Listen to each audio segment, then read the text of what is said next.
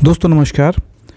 आज है 25 अप्रैल और इस वीडियो में हम आज द इंडियन एक्सप्रेस के इम्पॉर्टेंट न्यूज़ एंड आर्टिकल्स को डिस्कस करेंगे जो हमारे बीपीएससी पॉइंट ऑफ व्यू से रिलेवेंट है। अभी चूंकि इलेक्शन का सीज़न है, इंडियन एक्सप्रेस में उतनी ज़्यादा खबरें रिलेवेंट नहीं थी आज, इसलिए मैंने द हिंदू को भी रखा है। जो भी कुछ इम्पॉर्टेंट फैक्ट्स हैं उनको हम यहाँ डिस्कस करेंगे। इसके अलावा हम 3 मेजर मेंस के आर्टिकल्स को देखेंगे। इसके साथ इसके लिए आपको नोट्स भी मिल जाएगा 3 o'clock हमारे टेलीग्राम ग्रुप पे, एज वेल एज़ हमारे वेबसाइट के डाउनलोड सेक्शन में इसका पीडीएफ भी अपलोड हो जाएगा। 3 मेजर टॉपिक्स हैं मेंस के, जिसका हम पीडीएफ देंगे आज, और हम उसको आज इस वीडियो में भी बताएंगे। देखो, इन टॉपिक्स को करने का फ़ायदा क्या होता है। पहली बात तो, अगर तुम्हारा ऑलरेडी इस पर अच्छा स्टैटिक नोट्स बना हुआ है, ठीक है, तो तुम क्या करोगे, उसको फिर अभी के करंट अफेयर से और ज़्यादा इन्हांस कर सकते हो। उस नोट्स की क्वालिटी में तुम करंट अफेयर्स का पोर्शन ला सकते हो। दूसरी चीज़ ये इम्पॉर्टेंट है इसका कि ऐसे टॉपिक्स जो करेंटली न्यूज़ में हैं और उनसे रिलेटेड अगर आप थोड़ा सा कुछ भी बैकग्राउंड मटेरियल पढ़ के रखते हैं तो मेंस में लिखना इजी हो जाता है, क्योंकि मान के चलिए 10 से 20% क्वेश्चन ऐसा रहेगा जो आपका अनसीन रहेगा, जिसको आपको एग्जामिनेशन हॉल में ही टैकल करना है। तो उसके लिए इंटेंसिव रीडिंग चाहिए। इंटेंसिव रीडिंग के साथ कुछ ऐसा मटेरियल चाहिए जो लास्ट मोमेंट पे आप रिवाइज भी कर सके, जो आप न्यूज़पेपर में पढ़े हो। तो इस इनिशिएटिव में हम यही कर रहे हैं कि जो भी कुछ इंपॉर्टेंट न्यूज़ आर्टिकल्स रहते हैं उससे रिलेटेड जो भी मेंस मटेरियल बनता है, अलग अलग डायमेंशंस में सिग्निफिकेंस क्या है, नेगेटिव्स क्या है, वे फॉरवर्ड क्या बन सकता है, तो जो पॉसिबल हो सकते हैं उसको हम निकाल के देते हैं, सो दैट कि आपकी लिखने की एबिलिटी जो है उसमें थोड़ा सा इम्प्रूवमेंट आए। आजकल इलेक्शन का टाइम चल रहा है तो मॉडल कोड ऑफ कंडक्ट भी लागू है ना। तो हम इससे रिलेटेड एक आर्टिकल देखेंगे। ये सब हमारे लिए इम्पोर्टेंट नहीं है, प्राइम मिनिस्टर पे ये करेगा वो करेगा, हम क्या करेंगे इसको लेके, है ना। एकेडमिक्स में हमारे लिए इम्पोर्टेंट नहीं है। हमारे लिए इम्पोर्टेंट क्या है, हमारे लिए इम्पोर्टेंट है कि जो क्वेश्चन आया इससे रिलेटेड पिछले परीक्षा में, क्या उसका जवाब हम दे पा रहे हैं और उसमें कुछ अपनी इस करंट कंटेक्स्ट को यूज़ कर पा रहे हैं। तो आज हम जो 68 में क्वेश्चन पूछा था कि प्री सेशन और पोस्ट सेशन एरा में किस तरह से चुनाव प्रक्रिया में बदलाव आया, किस तरह से एक इलेक्टोरल इन्वायरमेंट जो है वो ट्रांसफॉर्म हुआ। तो आज अपने एक मेंस के आर्टिकल में हम इलेक्शन से रिलेटेड ही प्री और पोस्ट सेशन एरा के बारे में डिस्कस करेंगे। फिलहाल 2-3 आर्टिकल देखते हैं। पहले देखो, यहाँ बुंदेलखंड की बात हो रही है। यहाँ पे एक न्यूज़ है कि बुंदेलखंड में सूखा पड़ रहा है और पानी की कमी है, जो भी है। हमारे लिए इम्पोर्टेंट क्या है कि पेनिनसुलर प्लेट्यू को कितने अलग अलग पार्ट्स हैं। तो बागेलखंड प्लेट्यू कहाँ आ जाता है, ये हो जाएगा बागेलखंड प्लेट्यू, ये हो जाएगा Bundelkhand plateau, Malwa plateau, Deccan plateau, Karnataka plateau, Telangana plateau, Dandakaranya plateau और शिलोंग प्लेट्यू, मेघालय प्लेट्यू भी कभी कभी बोलते हैं इसको। तो इन प्लेट्यूज़ के बारे में जानना इंपॉर्टेंट है, क्योंकि याद करो 69th बीपीएससी प्रीलिम्स में बागेलखंड से रिलेटेड एक क्वेश्चन आया था, और अगर इसकी लोकेशन के बारे में थोड़ा सा भी आइडिया रहता ना तो तुम इसका आंसर सही कर सकते थे। उसमें शायद पूछा था कि इंडियन स्टैंडर्ड लाइन जो है वो मेरिडियन किससे पास होती है, बुंदेलखंड से या बागेलखंड से। तो अगर पता रहता बागेलखंड जो है छोटा नागपुर के करीब है और वो जो मिर्ज़ापुर से पास होती है, तो हम इसका अंदाज़ा आसानी से लगा सकते थे। इसलिए ज़रूरी है कि जो भी न्यूज़ में चीज़ें रहें उसको हम मैप से, उसके रेफरेंसेस को लेके, उसके रिलेटेड जो कुछ स्टैटिक स्टडी कर सकते हैं वो हम करें। तो इतना इम्पोर्टेंट है। इसके बाद देखें तो हमारे लिए न्यूज़पेपर में ऐसा कुछ नहीं है जो हम डिस्कस करें, है ना। कंप्लीट जो है अभी ब्लैंक ही जा रहा है, सारी पॉलिटिकल न्यूज़ ही है। हम इशूज़ पे बात करके क्या करेंगे, हमारे लिए जो रिलेवेंट है उस पर हम बात करेंगे। तो verification of VVPAT slips, top court says that source code of EVMs can not be disclosed. ये news this is in relevance कि सुप्रीम कोर्ट में वीवीपैट को लेके कल एक केस चल रहा था। उस केस में सुप्रीम कोर्ट ने ये कहा कि अब वीवीपैट जैसे भी काम कर रही है, अगर हम उसका सोर्स कोड निकाल देंगे तब और ज़्यादा प्रॉब्लमेटिक हो जाएगा, है ना, और ज़्यादा प्रॉब्लमेटिक हो जाएगा। और जो भी इससे रिलेटेड टेक्निकल एस्पेक्ट से इलेक्शन कमीशन ने टाइम एंड अगेन उसको क्लैरिफाई किया है। And the most important thing कि हम किसी कॉन्स्टिट्यूशनल अथॉरिटी को इस तरह से डिमीन नहीं कर सकते, उनको डायरेक्ट नहीं कर सकते। देखिए, उन्होंने क्लियर कहा है we are not the controlling authority of another constitutional authority, है ना, उन्होंने क्लियरली कह दिया है। ये कह के उन्होंने हमारे लिए एक एग्जाम्पल बना दिया, किसके लिए, जो जुडिशियल एक्टिविज़म है, जुडिशियल एक्टिविज़म है, इसके अगेंस्ट वाले पॉइंट में, है ना, कि हर चीज़ में जुडिशरी को एंट्री नहीं मारनी चाहिए। तो इसके सपोर्ट में हम कह सकते हैं कि सुप्रीम कोर्ट के जजेस ने ये कहा था, जो वीवीपैट वाला मसला था उसमें, कि we are not the controlling authority of any constitutional authority and hence we abide by the constitutional obligations, ऐसा करके लिखा जा सकता है एग्जाम्पल में जुडिशियल एक्टिविज़म से रिलेटेड। अब यहाँ हम देखें तो investment in resilient infrastructure essential in light of climate risk. देखो छोटा सा आर्टिकल है बट बहुत रिलीवेंट है, बहुत रिलीवेंट है। एसडीजी गोल से हमेशा एक क्वेश्चन जरूर पूछता है मेंस में, तो एसडीजी गोल्स में कोई भी एक एसडीजी उठा लेगा, है ना, उससे रिलेटेड एक क्वेश्चन। अगर आपको एसडीजी के बारे में भी थोड़ा सा भी पता रहा ना, तो आप उसके बारे में 7 नंबर का जो क्वेश्चन है ना, उसमें आराम से 3 से 4 नंबर आ जाएगा। सिमिलरली ये जो टॉपिक है रिसिलियंट इंफ्रास्ट्रक्चर, अब पीके मिश्रा जी बोल रहे हैं। पीके मिश्रा जी कौन है? पीके मिश्रा जी जो हैं वो प्रिंसिपल सेक्रेटरी हैं प्रधानमंत्री जी के। अब इतने बड़े लेवल पे अगर कुछ बात चल रही है तो ज़रूर उसकी कुछ अच्छी रेलेवेंस होगी, है ना, तो हमारे लिए ज़रूरी है उसके बारे में थोड़ा सा डिटेल से पढ़ना। तो हम देखते हैं कि जो रिसिलियंट इंफ्रास्ट्रक्चर है होता क्या है। इससे पहले उन्होंने ये कहा कि disaster and climate risk are increasing, बिल्कुल सही बात है। हमने पहले भी देखा कि दुबई में फ्लडिंग हुई, चाइले में या वाइल्ड फायर्स हुए, पैसिफिक में अर्थक्वेक हुए, जिसके कारण क्या हुआ है कि एनॉर्मस इंफ्रास्ट्रक्चर लॉस हुआ है और ह्यूमन सफरिंग बहुत ज़्यादा हुई है। तो जो international conference on disaster resilient infrastructure है, इस पे उन्होंने ये कहा कि अब हमको ऐसे इंफ्रास्ट्रक्चर को बनाने की ज़रूरत है जहाँ पे सपोज सुनामी आ गई, है ना, सुनामी आ गई 2 दिन बाद या 4 दिन बाद हम क्या है उस इंफ्रास्ट्रक्चर को फिर से रीबिल्ड कर सकें, जिसमें कॉस्ट भी कम लगे, मैन पावर भी कम लगे, और सबसे ज़्यादा उसके डिस्ट्रक्शन के बाद जो नुकसान होता है, लोग दब जाते हैं अंदर, प्रॉपर्टी का नुकसान होता है, ये सब ना हो। इससे रिलेटेड किस तरह का इंफ्रास्ट्रक्चर हम डेवलप कर सकते हैं, इसकी बात पीके मिश्रा जी कर रहे हैं इसमें। तो इससे रिलेटेड अगर हम कुछ अपने मेंस में आर्टिकल देखना चाहें तो रिसिलिएंट इंफ्रास्ट्रक्चर होता क्या है, तो रिसिलिएंट इंफ्रास्ट्रक्चर के बारे में पहले तो डिफिनीशन देना पड़ेगा तुमको, है ना। तो क्या होता है कि ability of the infrastructure system to withstand and quickly recover from natural disasters, climate change impacts या अदर शॉक्स और stresses while continuing to provide essential services to the communities, है ना। इसमें क्या होता है, बिल्डिंग की डिज़ाइन और उनके इंफ्रास्ट्रक्चर को इस तरह से मैनेज करना कि वो अपनी एडेप्टेबिलिटी को बढ़ा सकें और किसी भी एडवर्स कंडीशन में भी वो सक्षम हो सकें। जैसे कोई आपने 5 महल की बिल्डिंग बना दी, तो एक जोड़ का तूफान आया और ये उलट गया। एक ऐसा बिल्डिंग आपने बनाया कि बहुत आंधी तूफान चला और टस से मस नहीं हुआ, क्योंकि इसको जो आपने बनाया था वो 9.0 रिक्टर स्केल अर्थक्वेक के लिए डिज़ाइन करके बनाया था, तो वो कुछ भी नहीं हुआ उसको। तो उस तरह के डिज़ाइन की ज़रूरत है हमको, और उस तरह का डिज़ाइन जो अचीव होता है यही रिसिलिएंट इंफ्रास्ट्रक्चर जो है इसी कंसेप्ट से होता है। यही रिसिलिएंट इंफ्रास्ट्रक्चर आगे चल के डिजास्टर रिसिलिएंट इंफ्रास्ट्रक्चर में तब्दील हुआ और उसके लिए एक कोएलिशन बना, एक ग्रुप बना, एक समूह बना, coalition of disaster resilient infrastructure, और उसकी मीटिंग आए दिन होती रहती है। उसको इंडिया ने ही प्रपोज किया था।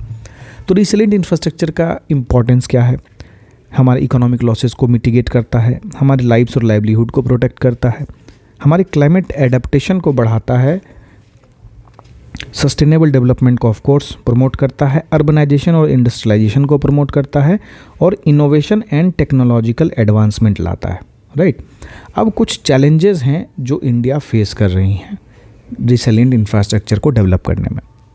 तो सबसे पहला चैलेंज जो है कि यहाँ पे जो नेचुरल डिजास्टर्स हैं वो एक तरह के नहीं हैं, वैरायटी ऑफ नेचुरल डिजास्टर्स हैं। अब वैरायटी ऑफ नेचुरल डिजास्टर के लिए हमको जो इंफ्रास्ट्रक्चर डिज़ाइन करना होगा उसके लिए काफ़ी इंटेंस और काफ़ी एलोबरेट प्लानिंग की ज़रूरत पड़ेगी, काफ़ी खर्चा आएगा उसमें, और इम्प्लीमेंटेशन करने की कैपेसिटी भी हमारी कम है, वो भी थोड़ी बढ़ानी पड़ जाएगी उसमें। फिर हम रैपिड अर्बनाइजेशन की बात करते हैं कि रैपिड अर्बनाइजेशन के कारण हम रिसिलिएंट इंफ्रास्ट्रक्चर नहीं बना पा रहे हैं, क्योंकि हम इंफ्रास्ट्रक्चर ही नहीं बना पा रहे हैं। लोगों जितने लोग अर्बनाइजेशन जो अर्बन सिटीज़ में आ रहे हैं उनके रहने के लिए हम इंतज़ाम करें, या फिर ऐसे हम महल बनाएं जहाँ जो डिजास्टर प्रोन ना हो, है ना। तो यहाँ पे प्रायोरिटीज़ शिफ्ट हो जा रही हैं ड्यू टू रैपिड अर्बनाइजेशन, है ना। क्योंकि जो अभी अर्बनाइजेशन है वो उसमें कंजेशन हो रहा है, अभी जो सर्विसेज दे रहे हैं वो इनएडिक्वेट है ना। तो developing resilient infrastructure in urban areas require addressing challenges such as unplanned growth, poor land use planning और इनएडिक्वेट इंफ्रास्ट्रक्चर प्रोविज़न। ये तीनों जो कैरेक्टरिस्टिक्स हैं वो किसी भी अर्बन एरियाज़ के कैरेक्टरिस्टिक हैं। अगर अर्बन एरियाज़ के प्रॉब्लम्स को गिनाना होगा ना, तो ये सब प्रॉब्लम्स वहाँ गिना सकते हैं। Congestion, inadequate services, increased vulnerability to disasters, unplanned growth, poor land use planning, inadequate infrastructure provision, ये अर्बन एरियाज़ के प्रॉब्लम्स में भी गिनाए जा सकते हैं। फिर इंफ्रास्ट्रक्चर जो है हमारे यहाँ की काफ़ी एजिंग हो रही है, उसको हमको अगर तब्दील करना है तो उसके लिए ह्यूज इन्वेस्टमेंट हमको चाहिए, है ना, जिसको हम रेट्रोफिटिंग बोलते हैं। उसके लिए एक लॉजिस्टिकल और फाइनेंशियल चैलेंजेस है। फिर हमारे पास रिसोर्स लिमिटेड है, ऑलरेडी जो जनता है उसको खाने के लिए देने का पैसा नहीं है, हम कहाँ से नया तरह का इंफ्रास्ट्रक्चर बना के दें। तो ये सब चैलेंजेस हैं। अभी जैसे इंफ्रास्ट्रक्चर प्रोजेक्ट्स कुछ ऐसे जो रिसिलिएंट हैं, तो फ्लड मैनेजमेंट के लिए किस तरह से हम कर सकते हैं। फिर बिल्डिंग्स को किस तरह से रेट्रोफिटिंग किया जा सकता है कि अर्थक्वेक को सस्टेन कर सके। फिर रिन्यूएबल एनर्जी को लेकर इंफ्रास्ट्रक्चर डेवलप हो सकता है ताकि हमारी एनर्जी सिक्योरिटी और रिसिलियंस बरकरार रहे। फिर कोस्टल प्रोटेक्शन इंफ्रास्ट्रक्चर, यानी जैसे सीवेल बनाए, ग्रेवंस बनाए, बीच नरिशमेंट किया हमने, है ना। तो उससे क्या हुआ कि जो कोस्टल कम्युनिटीज़ हैं उनको हमने इरोजन से बचाया और स्टॉर्म सर्जेस से बचाया। अब हमको ऐसा क्या करने की ज़रूरत है ताकि हम रिसिलिएंट इंफ्रास्ट्रक्चर को इम्प्रूव कर सकें। तो हम रेगुलेटरी फ्रेमवर्क को स्ट्रेंथन करेंगे, रिसर्च और इनोवेशन में इन्वेस्टमेंट करेंगे, पब्लिक प्राइवेट पार्टनरशिप को बढ़ाएंगे, और हमको कम्युनिटी को भी इंगेज करना पड़ेगा ताकि उनमें रिसिलियंस की उनको आदत हो, है ना। वो प्लानिंग में इन्वॉल्व हो सकें, वो उनकी इम्प्लीमेंटेशन में इन्वॉल्व हो सकें, और जिस तरह के इंफ्रास्ट्रक्चर प्रोजेक्ट्स डेवलप हो रहे हैं उसके मेंटेनेंस के लिए, है ना, ग्रासरूट लेवल से हम लोग आइडियाज़ लें, उसको इम्प्लीमेंट करें। तो ये टॉपिक थोड़ा अटपटा लग रहा होगा, लेकिन could be a relevant topic in upcoming mains. थोड़ा बहुत एक बार पढ़ लिया आपने अभी, उसके बाद इस नोट्स को प्रिंट करके रख लीजिए, और जब एग्जामिनेशन हो मेंस से पहले एक बार नज़र डाल लेना है बस इस इंपॉर्टेंट पॉइंट्स पे, है ना। इन इंपॉर्टेंट पॉइंट्स पे नज़र डाल लेना है कि डायमेंशन में किस डायमेंशन में कैसा यूज़ हो रहा है, तो कि उसको हम मल्टीपल जगह यूज़ कर सकते हैं। फिर यही तरीका होता है मेंस के पढ़ाई करने का, एक ही कंटेंट को आप 8 जगह यूज़ करेंगे, है ना। अब हर चीज़ के लिए अलग अलग कंटेंट अगर बनाने लगे तो फिर बहुत डिफ़िकल्ट हो जाएगा याद रखना हमारे लिए। चलो अब हम चलते हैं आगे इस न्यूज़पेपर में। अब एज सच कुछ इम्पॉर्टेंट नहीं है जो हम डिस्कस करें, ठीक है। एक एक्सप्लेन सेक्शन में था। अभी बात चल रही है ना, प्राइवेटली ओन्ड प्रॉपर्टी को क्या सरकार रीडिस्ट्रीब्यूट कर सकती है। इस पे अभी काफ़ी कुछ इश्यूज चल रहे हैं। हमारे लिए काम की चीज़ क्या है, तो प्रीलिम्स में भी क्वेश्चन आ सकता है ना, कि government can redistribute privately own property, है ना। 2-3 स्टेटमेंट दे देगा, 1 is true, 2 and 3 is true, 1 and 3 is true, ऐसा करके दे सकता है।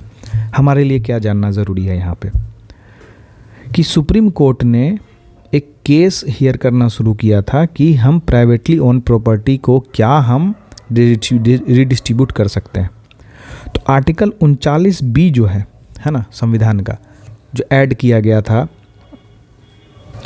पार्ट 4 ऑफ द कॉन्स्टिट्यूशन यानी DPSP में, वो ये कहता है it places an obligation on the state to create policy towards securing the ownership and control of the material resources of the community, है ना, are so distributed as best to serve the common good. मतलब यहाँ redistribution की बात है। पहली चीज़ तो ये एक्सेप्टेड है, रीडिस्ट्रीब्यूशन की बात है। अब इस रीडिस्ट्रीब्यूशन को हमको कौन सी प्रॉपर्टी को रीडिस्ट्रीब्यूट कर सकते हैं, तो संविधान DPSP ये कहता है कि ऐसी प्रॉपर्टी जो कम्युनिटी ओन्ड हो, उसको रीडिस्ट्रीब्यूट किया जा सकता है ताकि लार्जर गुड के लिए वो फ़ायदा हो, मतलब लार्ज पॉपुलेशन के लिए फ़ायदेमंद हो। तो अब अगर हम यहाँ कम्युनिटी प्रॉपर्टी की बात करते हैं तो इससे रिलेटेड सुप्रीम कोर्ट में काफ़ी केसेस चले। उसमें सबसे इम्पॉर्टेंट था एक state of Karnataka versus Shri Raghunath Reddy case. इसमें उन्होंने ये क्लैरिफाई किया था कि जो प्राइवेटली ओन्ड रिसोर्सेज हैं वो कम्युनिटी प्रॉपर्टी में नहीं आते हैं। हाँ, उसमें एक जज कृष्णा अय्यर थे, उन्होंने इस पर डिसेंट भी किया था कि privately property can be a community, क्योंकि उन्होंने जो धन अर्जित किया है वो तो कम्युनिटी में ही रह के किया है, वो भी कम्युनिटी का पार्ट है। तो इनडायरेक्ट वे में जो प्रॉपर्टी उनकी है वो भी कम्युनिटी का हिस्सा है, तो इसलिए उसको हम रिडिस्ट्रीब्यूट कर सकते हैं। तो 4-3 से वो डिफीट हो गया था और एक जज जो है वो रिडिस्ट्रीब्यूशन के सपोर्ट में थे, जस्टिस अय्यर के सपोर्ट में। बट अभी तक ये प्रूवन नहीं है, सुप्रीम कोर्ट ने ऐसा कुछ कहा नहीं है। Plenty of cases are pending in supreme court, so let's see what happens. But क्या होता है वो आपको समझ में आ गया, इसका बेस कहाँ से निकला है वो समझ में आ गया। ये आर्टिकल पढ़ा जा सकता है कि इनहेरिटेंस टैक्स क्या होता है, कहाँ से पैदा हुआ ये, है ना, क्यों इसकी बात चल रही है ज़्यादा। तो सैम पिट्रोडा ने कल कुछ कह दिया तो उसके बेसिस पे बहुत सारी चीज़ें चल रही हैं, इसको हम बाद में डिटेल से देखेंगे। अभी थोड़ा सा और इसमें डेवलपमेंट होने देते हैं। अब हम देखते हैं हिंदू के कुछ इंपॉर्टेंट आर्टिकल्स, है ना। एक्सप्रेस में उतना ज़्यादा कुछ था नहीं आज। यहाँ देखो एक प्रीलिम्स से रिलेटेड न्यूज़ है कि इंडिया फर्स्ट किन्नर सरपंच इन लोकसभा दामोह जिला से, ठीक है। अब देखो जो मिस मझवर है ये इंडिया की पहली सरपंच हैं जो ट्रांसजेंडर या किन्नर कम्युनिटी से बिलोंग करती हैं। अब बोलेंगे क्या वो पहली महिला हैं जो इस तरह के चुनाव लड़ी हैं या कुछ लड़ी है? नहीं, इससे पहले हमने देखा था कि भारत की पहली किन्नर एमएलए शबनम मोशी सोहागपुर सीट से बाईपोल जीती थी 2000 में, और ये भी एमपी से ही बिलोंग करती थी। तो अच्छा, अगर सवाल आएगा कि इंडिया की पहली किन्नर सरपंच जो है कौन से स्टेट से हैं, तो आंसर एमपी। कौन से जिला से हैं, तो दामोह, है ना, दामोह जिला से। ये प्रीलिम्स में प्रोबेबल क्वेश्चन हो सकता है, वेरी इंपॉर्टेंट। अब हम चलते हैं आगे। इसमें हाँ, यहाँ एनसीबीसी के बारे में बात हुई है कि कर्नाटका में क्या हुआ है ना कि जितनी भी मुस्लिम के कास्ट और सब कास्ट जितने हैं, ओवरऑल मुस्लिम पॉपुलेशन को क्या किया गया है, जो मुस्लिम रिलीजियस ग्रुप है उनको ओबीसी का दर्जा दे दिया गया है। कहाँ? कर्नाटका में। तो इससे रिलेटेड एनसीबीसी ने कुछ अभी क्लेम किया है, चीफ सेक्रेटरी को बुलाया है कि क्या सब चीज़ें हैं। तो हमको यहाँ समझने की क्या ज़रूरत है, हमको यहाँ पढ़ने की क्या ज़रूरत है।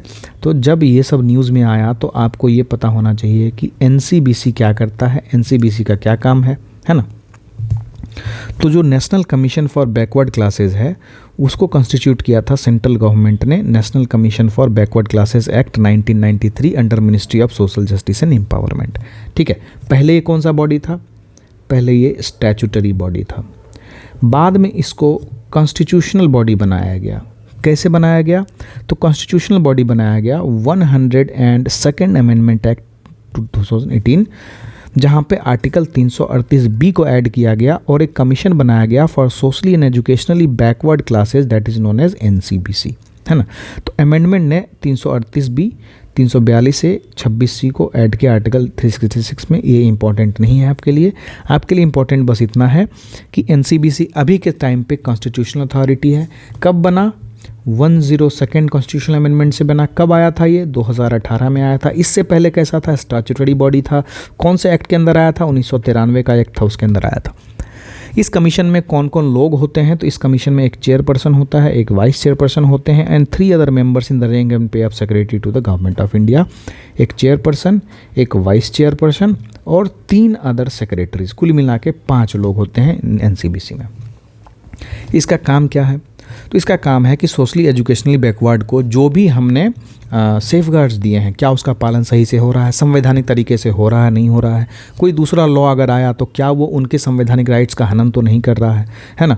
और किस तरह से इन सेफगार्ड को और स्ट्रेंथन किया जा सकता है ताकि हमारी जो इक्विटी वाली पॉलिसी है ना, सोशली एजुकेशनली बैकवर्ड सिटीजन्स को हम एक equal level playing field provide करें, तो उसके लिए ये इंश्योर करेगा कि हम सारे सेफगार्ड्स को तरीके में रखें।